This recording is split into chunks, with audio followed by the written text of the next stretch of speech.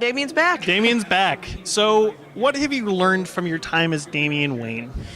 So far, I got to see the development of Damien into who he is, because the first two movies of the series were kind of more of Damien learning good morals, justice not vengeance, kind of drifting away from Ra's al Ghul's teachings over towards Batman.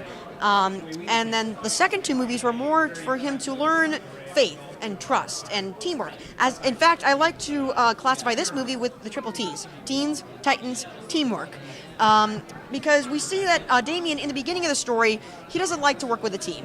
He basically justifies a team, not being a part of a team, as calling it a bunch of bumbling bozos who don't do anything and don't get anything done. That's why he prefers to work alone.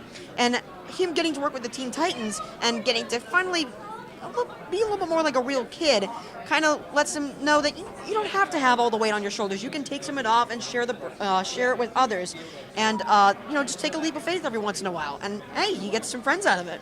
Does Damien think he should be leading the Titans? I'm sure he has those feelings because, in fact, one of the moving quotes is, "You guys wear a weapon. I am a weapon." So yeah, he definitely feels entitled to be above the others and to lead the Teen Titans for that. Yeah. What else surprised you about Damien going into the team dynamic? What else surprised me was, I guess, how he started to, how he was. They grew on him a little bit.